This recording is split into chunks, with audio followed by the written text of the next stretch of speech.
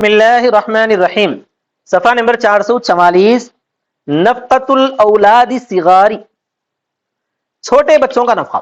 نفقے کی بات چل رہی تھی نا، نفقے کے اندر کس کا نفقہ؟ بیوی کا نفقہ ہے، ماں باپ کا نفقہ ہے، پھر معتدہ کا نفقہ ہے، وہ بحث ہو گیا۔ اب پھر چھوٹے بچوں کا نفقہ۔ اب مشتاق میں شادی کر لیے، ان کو بچے پیدا ہوئے، ہوں گے نہیں ہوں گے؟ کون کھلانا کون پلانا؟ مشتاق کھلانا، دوسرے تو نہیں کھلاتے۔ اچھا، آج کل ہمارا یورپ امریکہ وغیرہ میں کیا ہے معلوم ہے، بچوں کو اگر آپ اپنے ساتھ رکھنا چاہتے ہیں تو حکومت کیا کرتی ہے؟ بچوں کا خرچہ دیتی ہے، آپ پیسے کیا دیتی ہے؟ پیسے لو، مگر بچوں کا پورا خیال رکھو۔ بچوں کا پورا خیال رکھو کا مطلب یہ ہے کہ گھر میں بچے کے ساتھ کوئی نہ کوئی رہنا ضروری ہے، انہیں بالغ ہونے تک۔ اگر جو ہے نہیں رکھنا چاہتے ہیں آپ بچوں کو، پال کے جو ہے چھوڑ دینا چاہتے ہیں، تو ہمارے پاس لاؤ، ہم جو ہے اپنے پاس رکھ لیتے ہیں، پال لیتے ہیں، اس کو فوج میں بھیج دیتے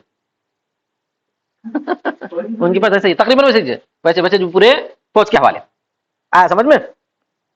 تو وہاں پر دونوں قسم کے بچے ہیں، دونوں قسم کے بچے، ٹھیک ہے۔ وَنَفْقَةُ الْأَوْلَادِ الصِّغَارِ، چھوٹے بچوں کا نفقہ باپ پر ہے، لا يُشَارِكُهُ فِيهَا أَحَدٌ، اس میں ان کا کوئی شریک نہیں ہوگا۔ کون؟ ماں باپ دونوں مل کے نہیں پالنا ہے بچوں کو، صرف باپ پالنا ہے، ماں کیا کرنا ہے؟ خدمت کرنا ہے، ٹھیک ہے۔ فِي نَفْقَةِ الزَّوْجَةِ كَمَا لَا يُشَارِكُهُ فِي نَفْقَةِ الزَّوْجِ، جیسا کہ اس کے کوئی شریک نہیں ہوتا بیوی کے نفقے میں، کیونکہ اللہ تعالیٰ کا قول ہے وَعَلَى الْمَوْلُودِ لَهُ رِزْقُهُنَّ، مولود لہو پر ان کا رزق ہے، والمولود له هو الاب، مولود له کون ہے بھائی؟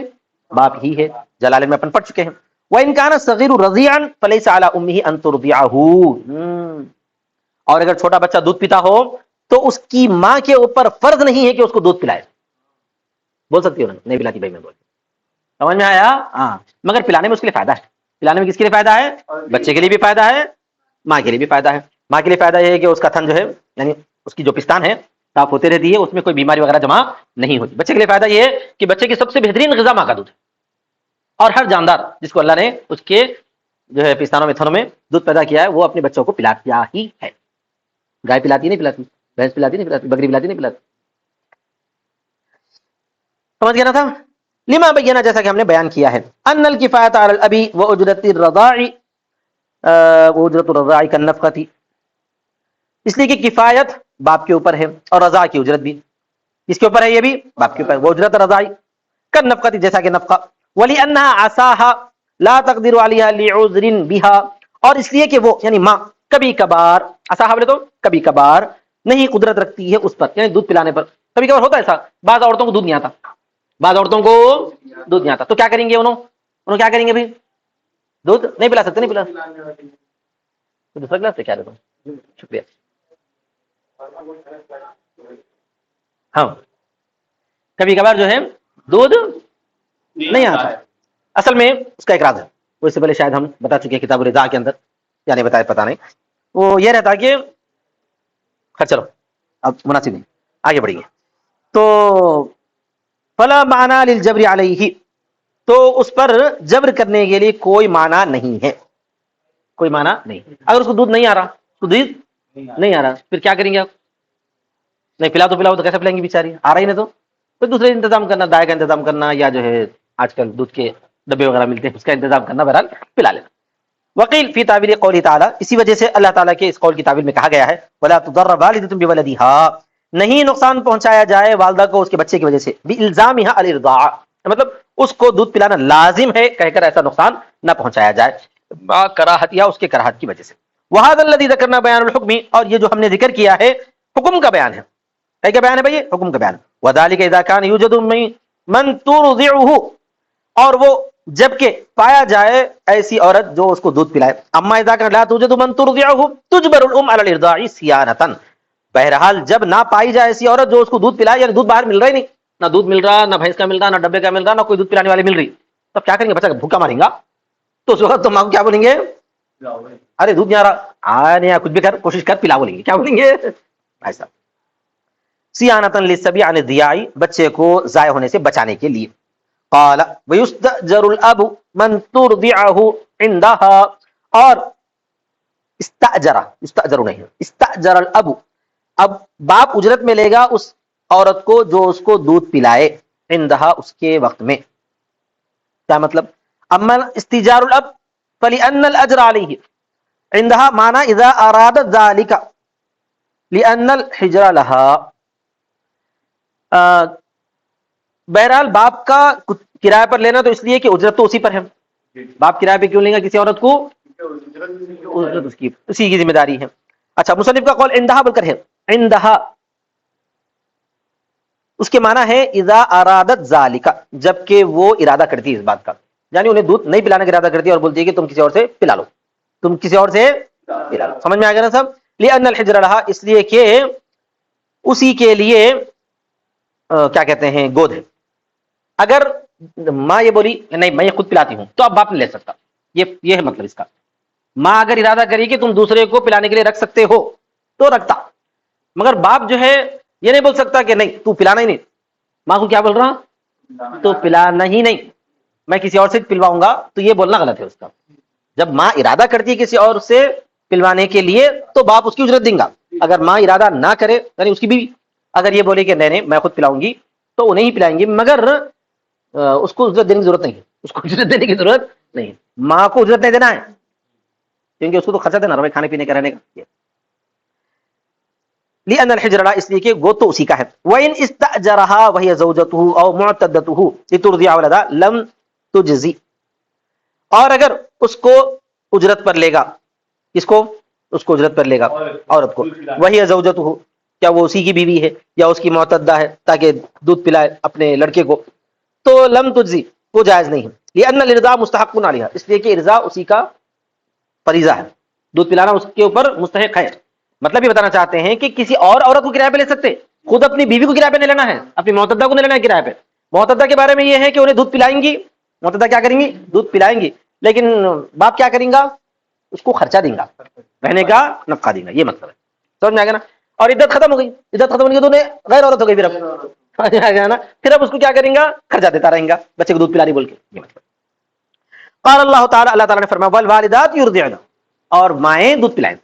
پہلا حکم تو یہی ہے اولادہن، ان کے بچوں کو. الا انها عذرت، مگر یہ کہ جب وہ عذر پیش کرے، لی احتمالی عجزها، اس کے عاجز ہونے کے احتمال کی وجہ سے. فاذا اقدمت علیہ بالاجر، پھر جب وہ اس پر اقدام کری اجرت کے ساتھ، ظہرت قدرتها، تو جو ہے ظاہر ہو جائے گی اس کی قدرت. کیا بتانا چاہتے ہیں معلوم ہے اس جملے سے؟ بتانے چاہتے ہیں کہ ماں کو دودھ پلانا چاہیے، لیکن اگر ماں عذر پیش کرے کہ میں جو ہے دودھ نہیں پلا سکتی، کوئی پرابلم ہے، ٹھیک ہے، تو انہیں کیا کر رہا؟ دوسروں کو ڈھونڈ رہا تھا. باپ کیا کر رہا؟ پھر انہیں بولی نہیں میں خود پلاتی ہوں، جو اجرت آپ دوسروں کو دیتے وہی مجھے دے دو. پلانے کے لیے جب تیار ہو گئی کا مطلب یہ ہوا کہ اس کو عذر ہے ہی نہیں، اس کو عذر ہے ہی نہیں. جب عذر نہیں ہے تو اللہ کا حکم لوٹ کر آ گیا کہ مائیں ہی دودھ پلائیں، مائیں ہی دودھ پلائیں. لہذا اب اجرت سے اپنے بیٹوں کو دودھ پلانے کی اجازت آئی. بات سمجھ میں؟ فکان الفعل واجبا علیہا، تو فعل اس پر واجب تھا. فلا يجوز اخذ الاجر، نہیں اخذ نہیں ہو، فلا اخذ الاجر علیہ، تو نہیں جائز ہے اس پر اجرت کو لینا. اپنے شوہر سے بچے کا دودھ پلانے کی کیا کر رہی ہے؟ اجرت لے رہی ہے، ایسا لینے کی اجازت نہیں. وفا لے سکتی.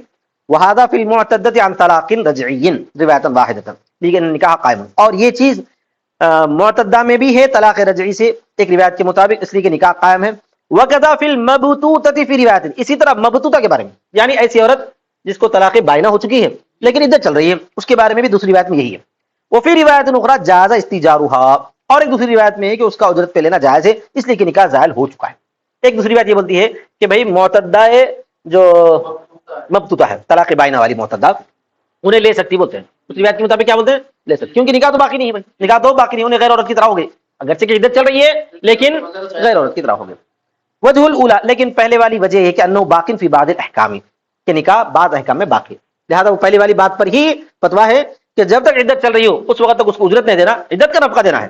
جیسے عدت ختم ہو گئی اس کے بعد انہیں ایک غیر عورت کی طرح ہو گئی، اگرچہ کہ انہیں اپنے بیٹے کو دودھ پلا رہی ہے لیکن شوہر کیا کرنا؟ دودھ پلانے کا اجرت دیتے رہنا چاہیے جیسا کہ عام عورتوں کو دیتے. سمجھ میں آ گیا فرق؟ تو خلاصہ کیا ہوا؟ جب تک بیوی ہے باقی تو انہیں بیٹے کو دودھ پلائیں گی، اس کی کوئی اجرت نہیں ہوگی. بیوی ختم ہو گئی، عدت چل رہی ہے تو بھی انہیں بیٹے کو دودھ پلائیں گے، کوئی اجرت نہیں ملے گی. عدت پوری ہو گئی پیسے لیں گی، کیونکہ شوہر سے کچھ الگ خرچہ تو نہیں آتا نا. اب کون سا خرچہ آئے گا؟ وَلَوْ اسْتَأْجَرَهَا وَهِيَ مَنْكُوحَتُهُ أَوْ مُعْتَدَّتُهُ لَا رِضَاءَ لِإِرْضَاءِ ابْنٍ لَهُ مِنْ غَيْرِهَا جَازَ. اور اگر اس کو دودھ کرایہ پر لیا، اجرت پر لیا، کرایہ پر لیا وہ تو اجرت پر لیا، وہ اس کی بیوی ہی ہے یا اس کی معتدہ ہے، لیکن اپنے بیٹے کے دودھ پلانے کے لیے جو اس کے علاوہ ہے. مثال کے طور پر جنید میاں کو 2 بیویاں ہیں. جنید میاں کو 2 بیویاں ہیں. ایک بیوی کو بیٹا ہوا اور ایک بیوی سے ہی بیٹا ہوا. یہ دونوں تو ان کے بیٹے ہیں نا. تو اب ایک بیوی جو ہے اپنے بیٹے کو دودھ پلا رہی اور دوسری بیوی کو دودھ آ رہا نہیں. دوسری بیوی کو دودھ آ رہا نہیں. اب انہوں کو درخواست کرے اپنی یہ والی بیگم سے کہ بھائی وہ بچے کو بھی دودھ پلا دو. میں بولے میں کیوں پلاؤں, میں کیوں پلاؤں, میرا تو نہیں ہے وہ. تو میں جو ہے دوسری عورت کو ہائر کرتا ہوں یا دوسری عورت کو کرایہ پہ لیتا ہوں. تو اس کے بعد انہیں بولے ٹھیک ہے, اگر دوسری عورت کرایہ پہ لے رہے ہیں وہ کرایہ کے پیسے مجھے دے دو, میں پلاؤں گی. تو اس طرح پر اس عورت کو اجرت پر لینا ان کا صحیح ہے, کیونکہ انہیں اپنے بیٹے کو دودھ نہیں پلا رہی, توکن کے بیٹے کو پلا رہی. کس کے بیٹے کو پلا رہی ہے بھائی؟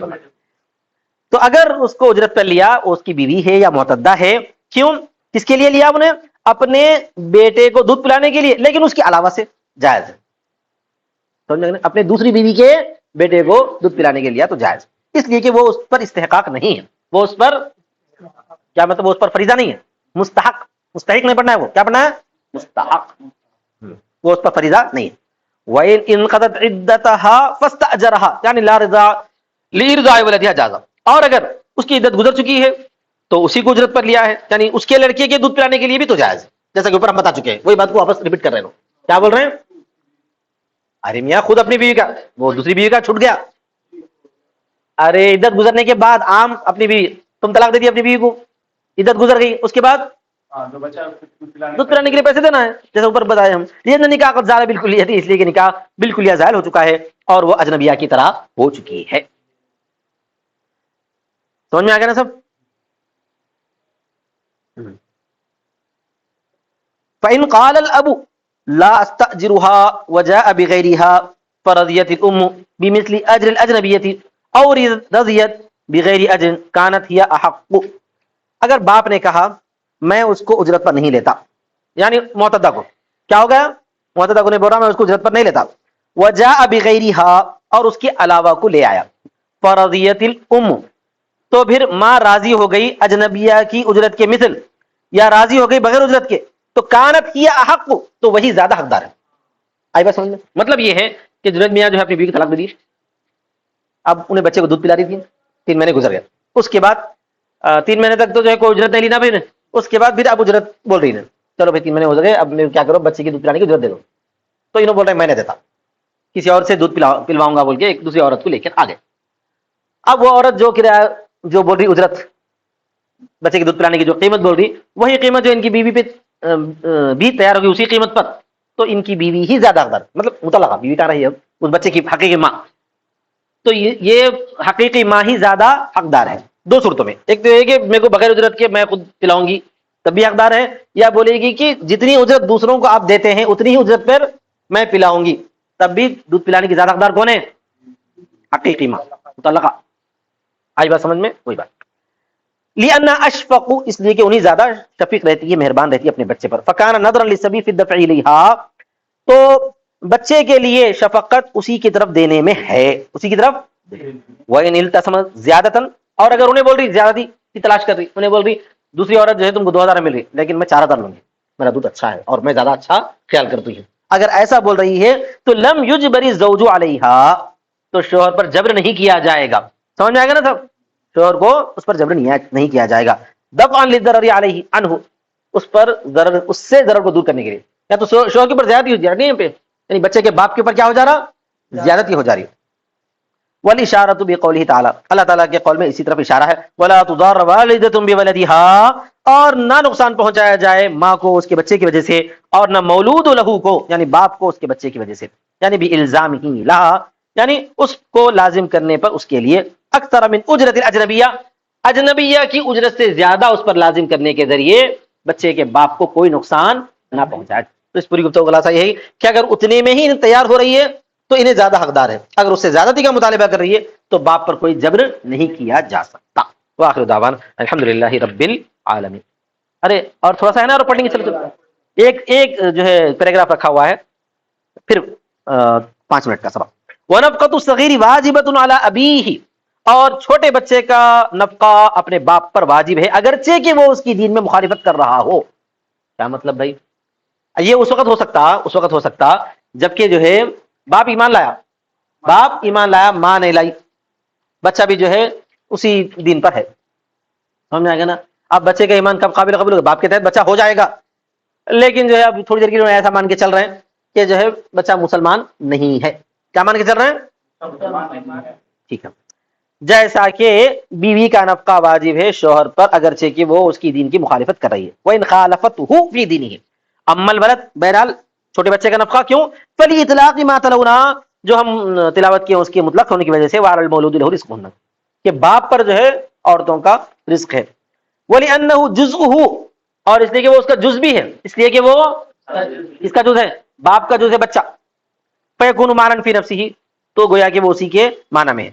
وَأَمَّا الزَّوْجَةُ فَلِأَنَّ السَّبَبَ هُوَ الْعَقْدُ الصَّحِيحُ، اور بہرحال بیوی کا نفقہ کیوں ہے اگرچہ کہ انہیں کافر ہے، یعنی یہودیہ یا نصرانیہ، کافر مطلب مشرکہ نہیں. ہاں.